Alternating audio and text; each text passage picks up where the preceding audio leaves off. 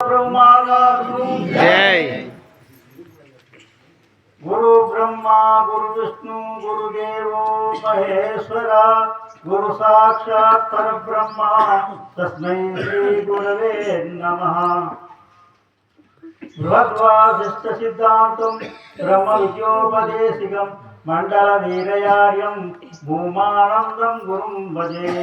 अस्मद्गुरु समारंभां कृष्ण सादीप मध्यमा ओंकार पीठ पर्यंतं वंदे गुरु परंपरा।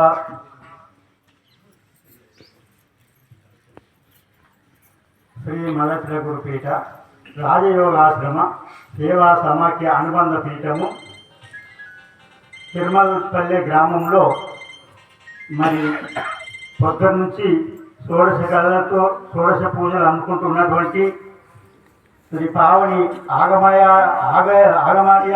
పాదపద్ములకు అట్లనే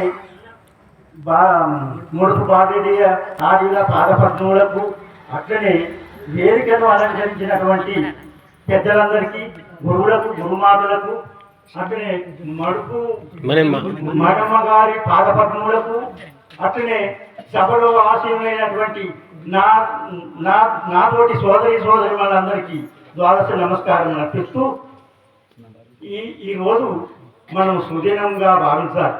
ఎందుకంటే ఆమె ఏ జన్మలో ఏ పుణ్యం చేసిందో ఇంతమంది మనం గురువులము గురుపుత్రులము ఆమె ఇవాళ చేతింపబడుతుంది మన అందరి చేత అంటే ఆమె ధన్యురాలని భావించాలి. అయితే మానవ పునరపి జననం పునరపి మరణం, పుట్టిన ప్రాణి చస్తుంది, చచ్చిన ప్రాణి పుడుతుంది. దుర్లభం మానుష దేహం, అతి దుర్లభం వివేకం. ఈ 84 లక్షల మానవులలో 84 లక్షల జీవజంతువులలో మానవ జన్మ ఉత్కృష్టమైంది అన్నారు. ఎందుకంటే దీనికి మనసు తెలివి అనే వివేక జ్ఞానం అనేది ఎక్కువ ఉన్నది కనుక ఇది గొప్పనైనటువంటి జన్మ అన్నారు. అటువంటి జన్మలో ఆ ముడుపు మనమ్మ గారు జన్మించి ఆ గురువును చేరుకొని గురుపాదమును బట్టి ధన్యురాలైంది. కానీ 4 రోజులు బతికేవి. మన శరీర ధర్మాలు ఏంటి అంటే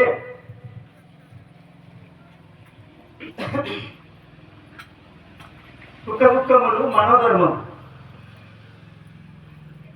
జనన మరణాలు శరీర ధర్మాలు, ఆకలి దప్పులు ప్రాణధర్మాలు. ఇవి షెడ్యూల్ములు అంటారు. ఇది మన పెద్దలు చెప్పిన మాట. మరి మంచి జ్ఞానరత్నాలు అందిస్తారు పెద్దలు ఉన్నారు. మరి టైం మనకి ఎక్కువ లేదు కనుక ఇంతటితో నా యొక్క ఉపన్యాసం విరమించుకుంటున్నాను.